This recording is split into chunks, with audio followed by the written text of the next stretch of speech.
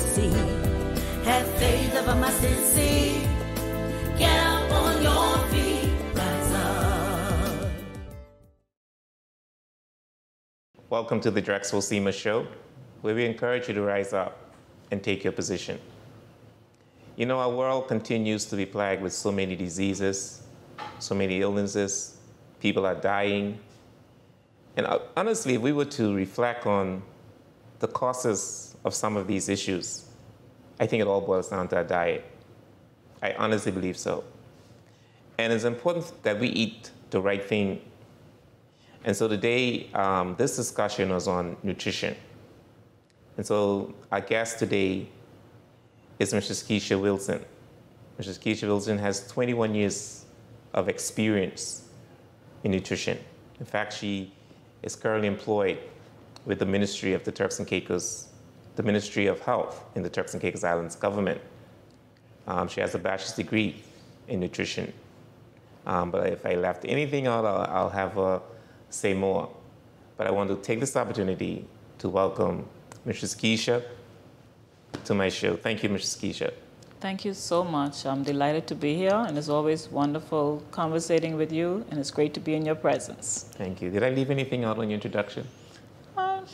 I'm a very modest person, so that's fine. Okay. So, Lakeisha, we want to talk about nutrition, what people should eat and what they shouldn't eat.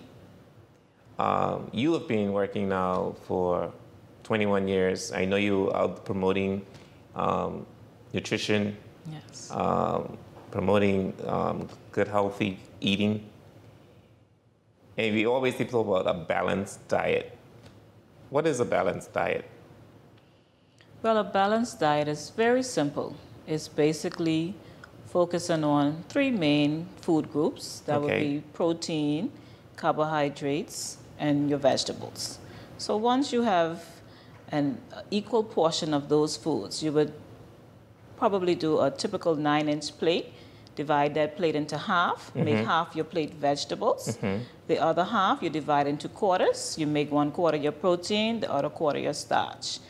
And then basically throughout the entire day, you try to ensure that you're incorporating as much other food items, including foods from the dairy group.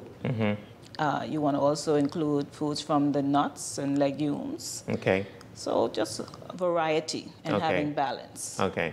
So when you say, I think you said 3 groups. You said protein, carbohydrates, and your fruits and vegetables. Fruits and vegetables. So what are examples of proteins? For those of us watching, what kind of food are proteins? Well, those are your foods from animals. Foods from animals are your most biological available source of protein, meaning it's the healthiest or those that contain the most amino acids, which will help to promote growth and development and repair of worn-out cells and tissues, and it's just more readily available to the body. And then you also have plant sources of protein. And of course, plant sources of protein will be all of your veggies, your legumes. You can also use those to help provide protein as well. And we like to encourage persons to consume more of the chicken, turkey, lean sources of protein, fish, the white meat or the white portions of the meat. However, if you choose to use those with the bone in, always remember to remove the skin. And also consider your food preparation methods, because that also contributes to total calories and fat that is being consumed. So if you're preparing, say for example, it's chicken, and you want to make it healthy, you can't make healthy chicken wings or chicken breasts if you're deep frying it. So you have to consider the food prep method that is being used. So we shouldn't be eating fried chicken?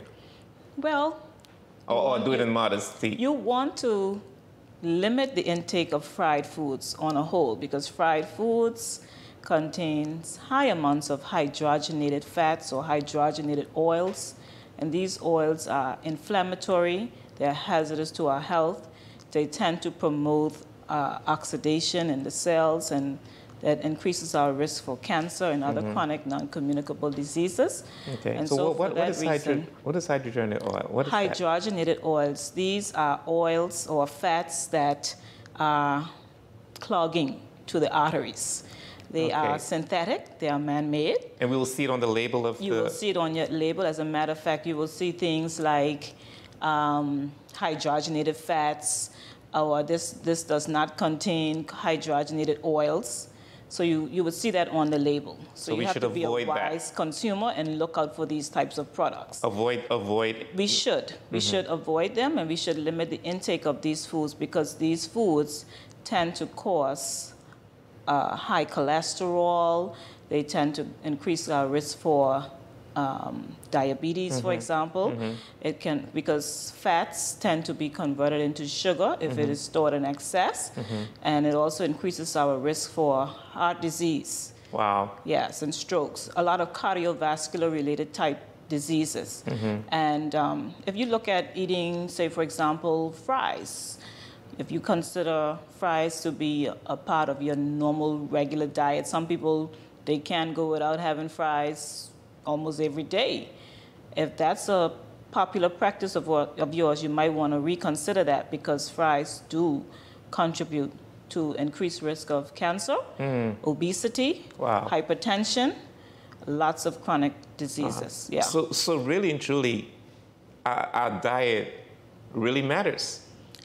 Our diet is the determining force of our lifespan, of not just in terms of quantity of years, but quality of years. We are what we eat, and our food is our wealth. We cannot buy it. We cannot replace it once it is gone. And the onus is on us to be good stewards of our bodies and good stewards of what we put into our bodies. Yeah. Now, give me some examples of carbohydrates. Well, carbohydrates, we have them into two main categories. Okay. We call them simple carbohydrates, and I'll just use simple terms for you. Simple carbohydrates and complex carbohydrates. But we do have bigger names like disaccharides and polysaccharides and all of that, right? Yeah. So, yeah, those are the two major groups. And for the complex carbs, we're looking at those that will supply your body with lots of fiber. So you're looking at possibly 4 grams or more of fiber per serving to be considered a significant source of fiber. And most times I would like to add that we don't get a lot of fiber in our diet, because a lot of the foods, most of them have 2 grams or less per serving of fiber. You look at your typical wheat bread, the majority of them, the regular Nature's Own, for example, 2 grams of fiber is in one slice, or less than 2 grams is in one slice. So that's not a significant source of fiber for a whole wheat product. So that means that a lot of processing and milling has gone into it and has removed a lot of the wheat germ, the endosperm, all of the things that have the nutrients in it. So you want to consider things like that when you're purchasing your food items. I mean, let me cut really before you get that. You talk about the wheat bread. Okay, so we shouldn't really be eating wheat bread then. We should, because when I'm on dialysis. Yes. And before I went on dialysis, during the consultation period, the medical doctor in the Bahamas advised me to only eat white bread.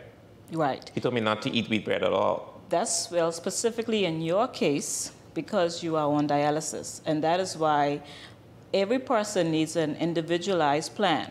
And if you're on dialysis, you have different nutrient needs because of the malfunction of the kidneys. And the kidneys having to depend on an artificial kidney to do the work for you.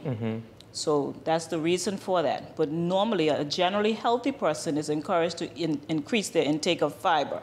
Okay. Yes. But which they could find in wheat. Which you can find in wheat, but you can also get other sources of fiber. So if we were to continue on talking about the carbohydrates, yes. So you can also have carbohydrates, or you can get you can get fiber also from plant sources like your ground provisions, your edibles, sweet potatoes, yam. All of those supply the diet with fiber as well, and they are also carbohydrates. So you have starchy vegetables. that are also considered to be, you have vegetables that are considered to be starchy because of their high carbohydrate content. And that helps us with our meal planning.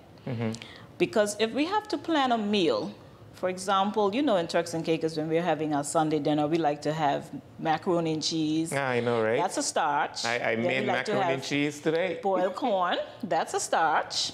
Then we like to have potato salad. That's a starch. Too many starches. So we're having an overload of starch on one plate. And plus 2 meats. And plus 2 meats. Wow. So we're overworking the kidneys, right? Because we're having excess amount of protein. And we're also causing havoc in the body with insulin. And that's why we're having a high prevalence of insulin resistance, insulin intolerance, all sorts of issues with uncontrolled insulin being increased or secreted into the body and causing diabetes. Yes. Wow. So when you explain the starches, right? In that example, you talk about the Sunday meal, right? Yes. We should only have like maybe one starch then? You should only have one starch. And if you were to incorporate more than one starch, then that one starch should be able to fit on that quarter portion of your plate. So if you're a lover of mac and cheese and you want to keep it on your plate, I advise my clients, because I know that food is the spice of life.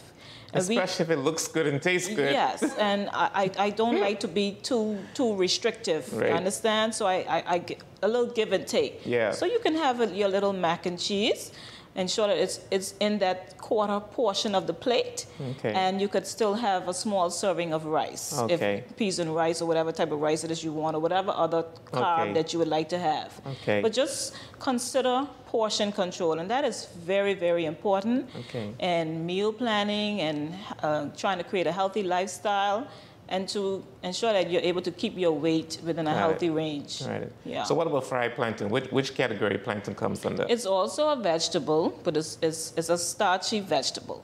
So it can go in both categories. So if you're meal planning, you want to make sure that you use that as your starch. You can use it as your starch, okay. And then have a leafy vegetable, something that is not high in calories and loaded with carbohydrates. Got it. Yes.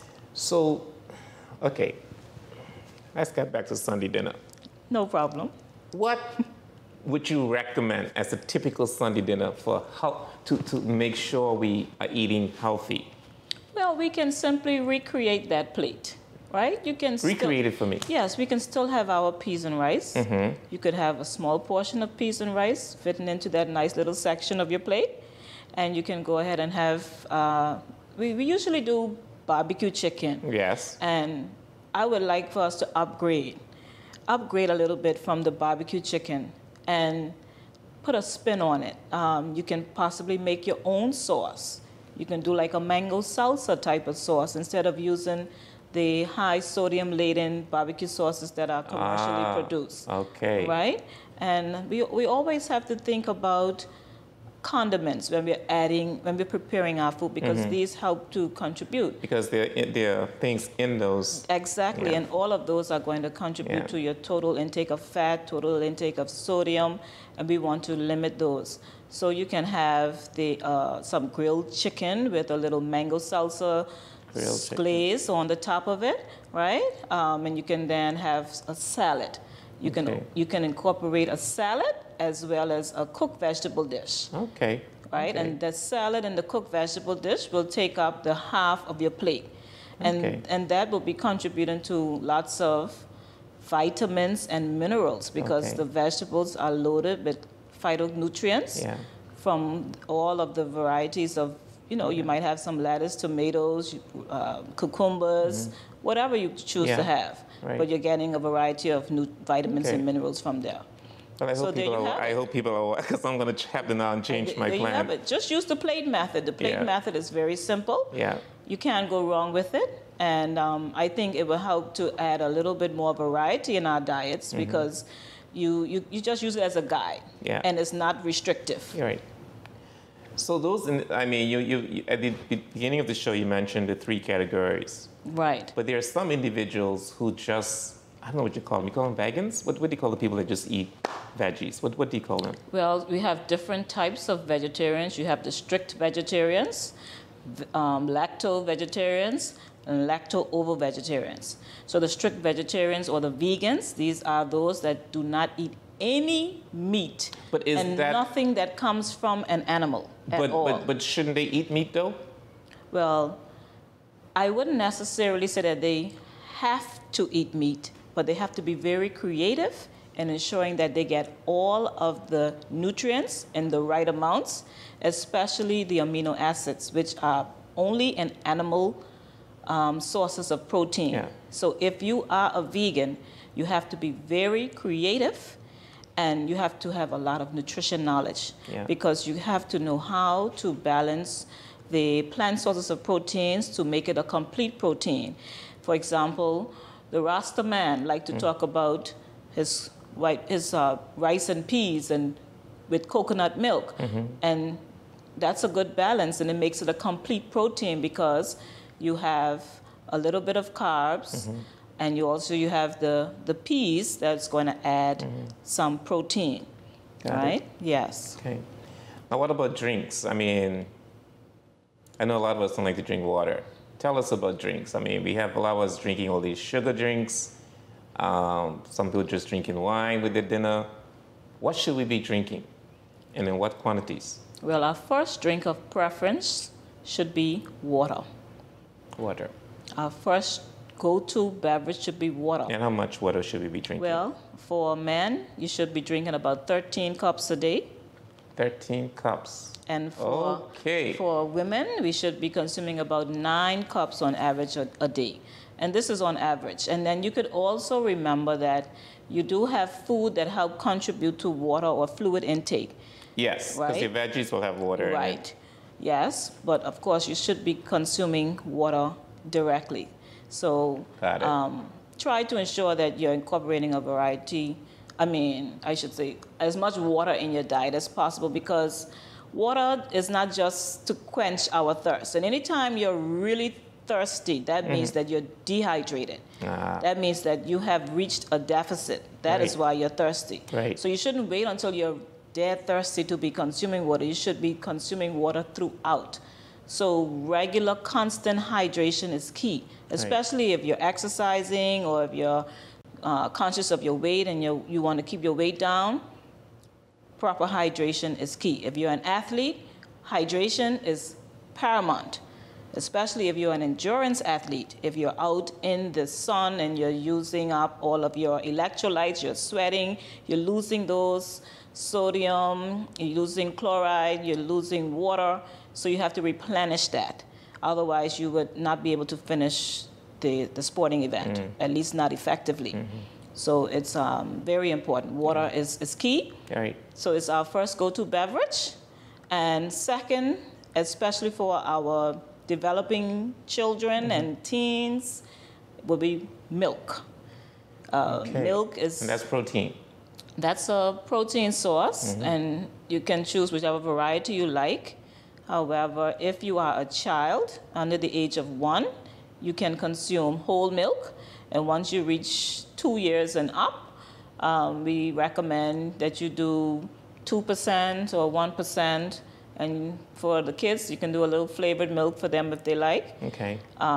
But we want to monitor the fat intake, so we encourage persons to consider the reductions, like in 1% or 2%. And how much milk should they? Like how you told us 9 cups for right. So women and it's 3 cups. It's 3. It doesn't necessarily have to be milk. You could also get your vitamin D, phosphorus, and calcium from other sources. But milk is a good option. Okay. And you might have persons that have intolerances, like lactose intolerance, for example, or they just have certain allergies. Yeah. We've seen a high prevalence in allergies. Yeah. And they have options. There's lactose free. Right. There's tablets that you can take once you come in and see the doctor. We also have enzymes that can be taken before you eat that can help with the metabolism of it. So don't just stay there and suffer, and don't just avoid certain foods and don't come and get help. Come and see the experts concerning things like that. Yes. What about wine? Wine. Wine is, as we know, is an alcoholic beverage, and it must be consumed in moderation. Okay. And there are a lot of health benefits to wine. Wine contains an active ingredient called resveratrol. Okay. And resveratrol is an anti-agent, antioxidant. It is loaded with phytonutrients that's really, really good for the heart. Okay. I do hear people say they drink wine. And that is for the why heart. we tend to promote red wine during our Heart Health Awareness Month. But the key thing about it is we have to practice moderation. That's it. So if you're consuming a bottle of red wine, then that might not be the best thing. So probably just a glass. As a matter of fact, it's a glass. It's a glass for women. Or half a glass. I don't know. Glass for women. Glass for women. And no more than 2 for men. Right? So wait a minute. Let me ask you this. Why there's a differentiation between women and men? There is a differentiation because you have a different metabolic makeup and you have a different body mass index. You have a different body mass composition, I should say. Got it. So men are different from women. Also with the liver, for some reason, I don't know, it's God made us, so of course we have to figure that out. But in terms of the way the body actually breaks it down, how it metabolizes alcohol is different in men. That's interesting. They have a higher alcohol tolerance level and they're able to utilize the alcohol more efficiently than women. That is interesting. Yes. Very interesting. So I guess that's why some men could hold better than some women. Well, I don't know. But I wouldn't know either. I don't know. I see some women out there too, you know. Yeah. Now, I love lemonade. Lemonade. Lakeisha, I love lemonade. And guess what? Lemonade is a great go-to beverage. And you can make it at home. I make it at home, but I put sugar in it. You put sugar in it. And I put lots of sugar in it. Because you like it sweet. Yes. Okay, so what kind of sugar? Let's see how we could help you with that. What type of sugar are you using? The white sugar. Regular white sugar. So maybe you want to try raw organic sugar. Sugar is sugar, I will tell you. As a nutritionist, sugar is sugar. Okay. But there are some differences in how the sugar is utilized in the body once we consume it. So if you choose the raw organic, then in terms of how quickly it is absorbed into the bloodstream, how quickly it's going to raise the blood sugar and cause whether sugar high or sugar low, that will be a factor. Okay. Yeah. Okay. Honey is also an alternative. Okay. And you also have stevia. Stevia? Stevia is persons who are diabetic might know a little bit more about stevia. Okay. But it is also a natural organic type of sugar, and it you hardly taste the sweetness, but the sweetness is there. Okay. Yeah. All right. Now what about sodas? Sodas. Oh boy. What do you tell people about sodas? I will first of all tell you that sodas are public enemy number 1. Wow. Because sodas contribute to a high intake of excess sugar. And excess sugar is one of the leading causes of obesity in our nation and everywhere, worldwide. Worldwide. Obesity is on the rise. But it tastes so good, though. It tastes good, yes, I agree. I must admit, I am I'm someone who have given up soda years ago. I gave it up during college. Okay. During college. During your studies. Doing research and learning about what's in a Coke, what's in a can of Coke.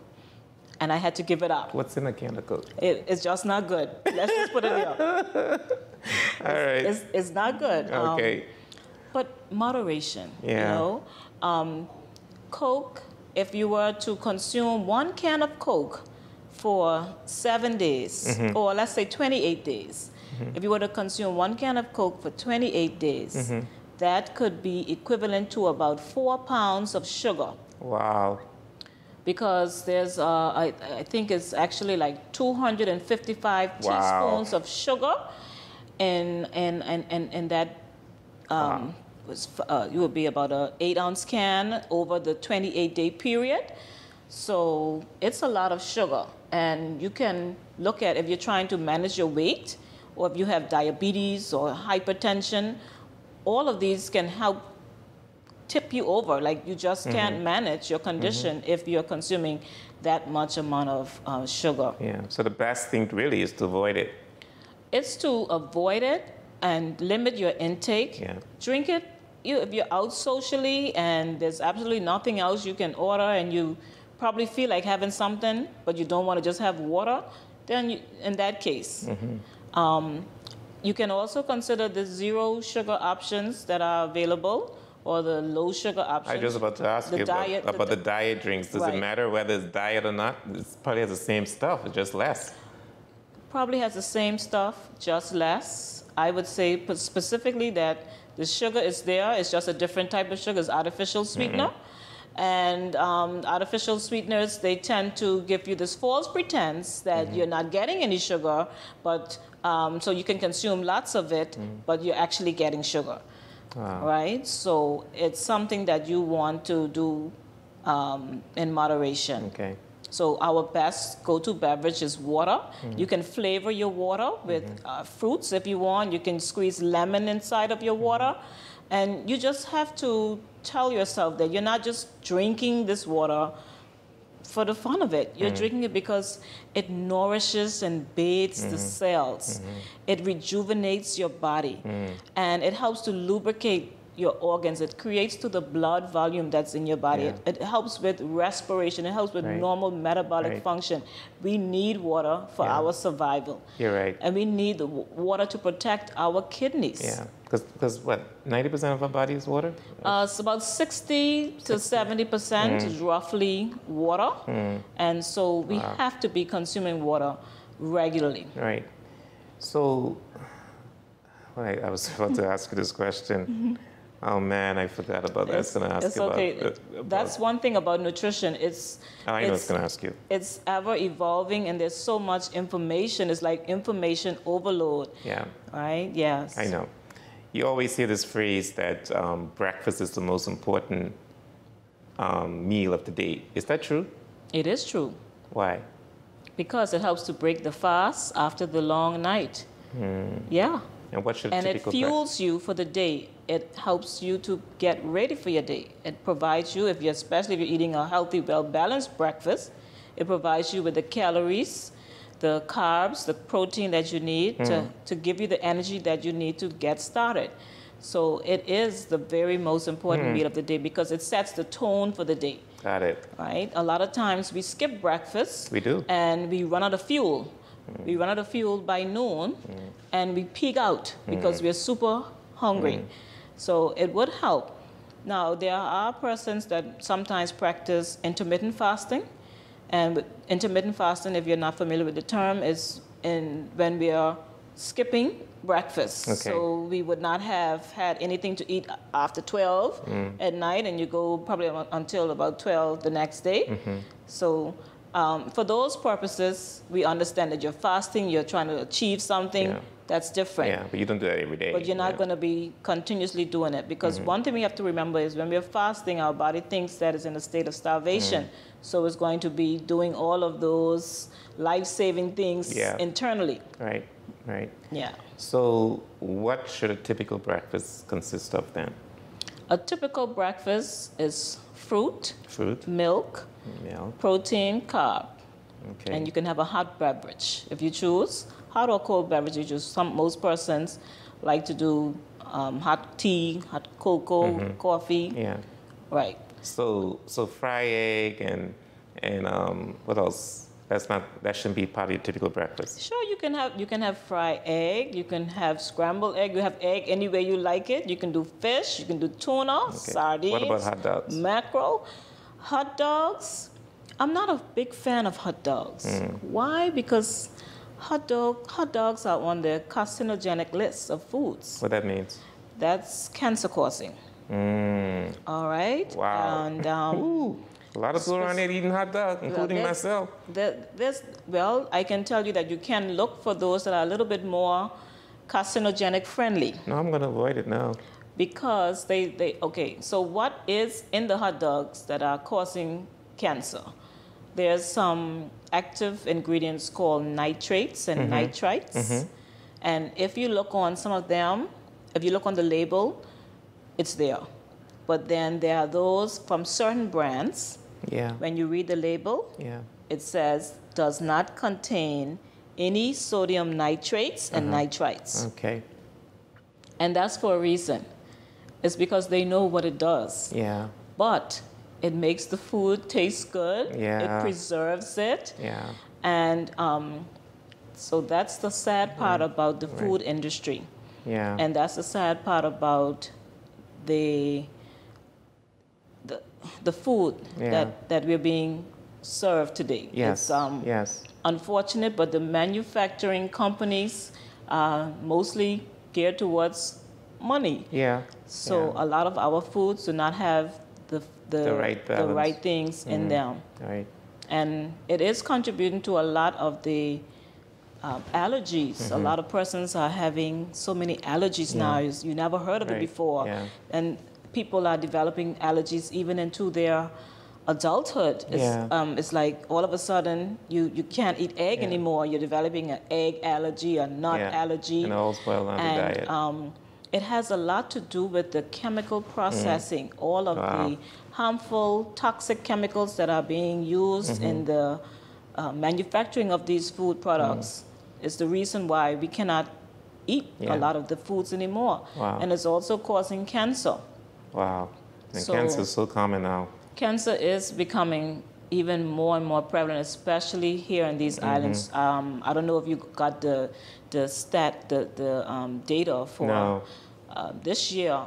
This year alone, during the pandemic, it's like, I don't know what happened, but I don't know if it's because people. You mean 2021 or 2020? 2020 to 2021, we saw an increase in the number of cancer patients in Turks and Caicos Islands. And it's very, very unfortunate because it affects not just the person, but it affects the entire family. Yeah. So it's something that we really need to look into more seriously. Yeah. And I would just say that we have to really take our health seriously. It's all we got. We have to. I can recall just feeling sick during the pandemic. I didn't know what it was. You know, anytime you're sick, now it's like you think it's COVID. I know. And I wasn't feeling so well, and it was like that was the first time I wasn't sick, and I had to go to the doctor, and they didn't have any file for me. They couldn't find my name in the system. Oh, wow. I haven't been to the doctor in years. For anything in years. I would do my routine stuff at the hospital. This was a private place, and they didn't have anything for me. The last time they said it was in 1991 or so. Wow. Wow. Now, what about the evenings? I know some people, I don't know whether this is a myth or what, but that you shouldn't eat after a certain time. Is that true? That you should eat? You shouldn't eat after you should not eat after a certain time. Does it matter what the time you eat in the evenings? It does matter. However, it is, I would say, relative to certain areas, because if you look at in our European countries, especially in Italy and France, they have dinner very late, and they seem to be very lean and be doing very well. Their health status is very good. Yeah? So I think it has a lot to do with the fact that they live very active lives and they move a lot, and a lot of their movement throughout the day involves stairs. It involves them walking. So they're exercising. Yes, they're constantly having to take piazzas all day. You know, I studied in Italy. I did a lot of research on the Mediterranean diet. Learned how to cook Italian and learned the slow food movement. And it really transformed my outlook on life and food and preparation because you incorporate the fact that you're active throughout the day to how you will eat. Makes sense. During the evening and the rest of the day. So I think that does play a role. However, generally speaking, it is advisable to have a cutoff time. Okay. It is advisable because you have to recognize that once you're down, you're down. You're down, and any food that is not going to be expended or burnt out is going to be sitting somewhere. True. Your hips, your butt, your thighs, your face, wherever. So you definitely want to consider, limiting those food consumption after certain hours. Right. Now I know you have 2 young girls, right? Yes, I have 2 daughters. 2 daughters. And how do you deal with them? So whatever you cook, they eat the same thing you eat? Because most of us, sometimes it's so easy to just go to a fast place and just get some chicken and fries. So I guess you don't do that. Well, I have kids. And that means that sometimes we have to break some rules, right? Because they want to have their chicken and fries from time to time, but they know that there are rules, and we abide by those rules. And they're not going to have it every day. Not going to have it every day.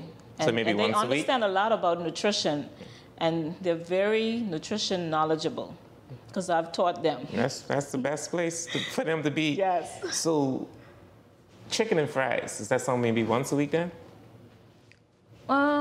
I wouldn't say, I wouldn't set a hard and fast rule of once every, but just make it irregular every now and again. But not, maybe twice for the month. Yeah. But not on a regular. Right. It will contribute to increase obesity, increase their risk for early onset of childhood diabetes.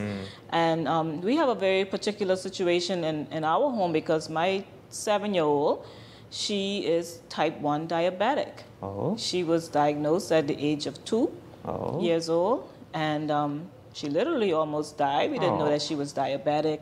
We just noticed that she was sleeping a lot, urinating a lot, having frequent thirst. So she was having the polydipsia, polyuria, and they thought that she was just having a flu. And we took her to the hospital, and they ran multiple tests, but they didn't find anything until the 3rd attempt. And they noticed that her blood sugar was over 700 milligrams per deciliter. Wow. Which is the onset of a coma. Wow. So she was in intensive care for over a month. Oh, wow, I'm sorry to hear that. Oh, that's fine. Yeah, but at least you detected it early. Yes, it was early detected, and we were able to get her the help that she needs, and now she's on a continuous glucose monitoring device. Okay. And so our meal planning is revolving around her as opposed to revolving around our likes and dislikes. So meal planning at our house is focusing on low carbs. Okay. Because she cannot eat a lot of carbs. Right. And it's good because it helps us to keep in check. True. True. And we help to allow we allow the children to lead the way and help with the food selection so that they could be better involved and they don't feel excluded. And it has been a challenge, and it is a daily work in progress. But I would say incorporating the children with meal planning and just being free-spirited. Awesome. Keisha, I don't know if there's anything you think we have not covered. Is there something you think? Well, I would like to add there's a particular food group that is very popular but may go unnoticed. A lot of persons may not be aware of it, but probiotics. Probiotics and prebiotics, these are food products that we should be consuming regularly. We are consuming some of them, but we don't know that they are probiotics and prebiotics. Probiotics, they help to boost our immune system. They also help with our gastrointestinal balance. It helps to create a healthy microbiome, keeping your gut in check, because we're having a lot of persons developing what we call a leaky gut syndrome. And the leaky gut syndrome is the term that we give to a condition that the doctors don't necessarily know exactly what is the reason or what's going on with you. You might be having an array of symptoms and they cannot necessarily pinpoint it, and it's usually linked to the gastrointestinal area, and so we term it as the leaky gut. And as a nutritionist, I like to use of course, the natural approach to treating the leaky gut. And we use things like papaya, which contains enzymes known as papain. And papain can help to soothe the digestive tract and help to heal all of the disruptions that have been taking place over time to the digestive tract and help that person to recover. So papaya, aloe, the aloe vera, ginger, all of these are natural herbs or natural fruits, veggies, whatever, that can be used to help to heal the GI tract and help improve your gut microbiome, which fuels your immune health and your digestive health.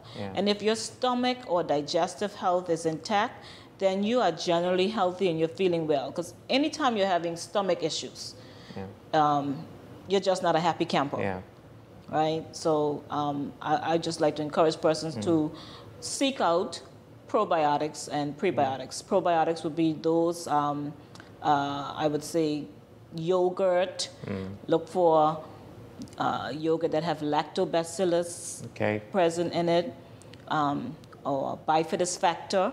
These will be on the labels of the yogurt, and they help to replenish the normal flora, especially if you have frequent infections. It helps with replenishing the normal flora of the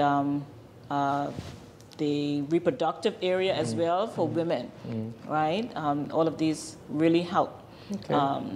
You have the yogurt, you have kimchi, kombucha, miso, tempeh.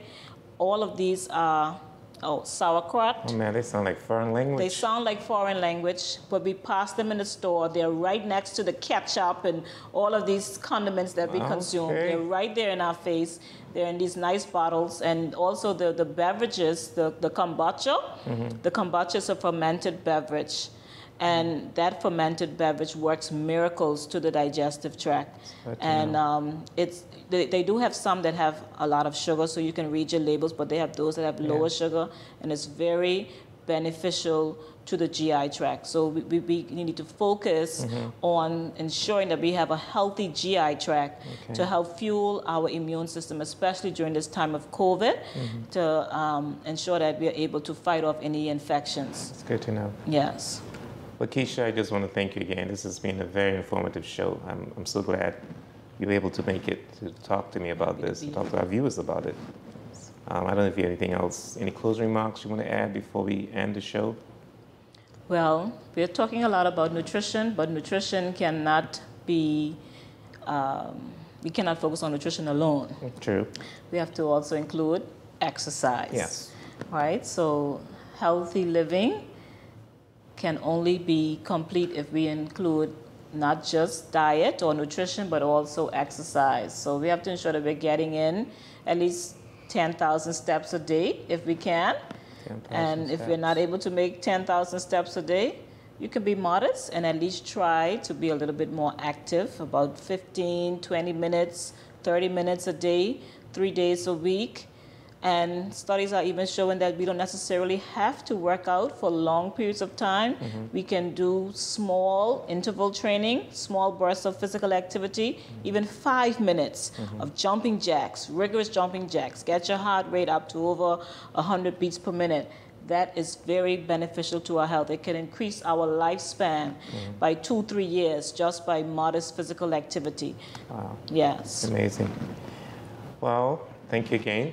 And you've been listening to the Drexel Seema Show. We're talking about nutrition. You are what you eat. I do hope that after this show that you practice eating healthy and also exercise, because it's important for us to live a healthy life. And I know sometimes things look so good, things taste so good, but it doesn't necessarily mean it's good for you. So I ask you to please, including myself, to please be very careful on how you want to spend the rest of your life on this earth. And you can determine that, how you want to do it, by the things you eat. Many of us are faced with so many life-threatening diseases, and it's because of the things that we choose to eat. However, you can change that. So I encourage you to rise up and take a position in doing the right thing, eating the right thing, Thank you again for watching the Drexel Seamer Show.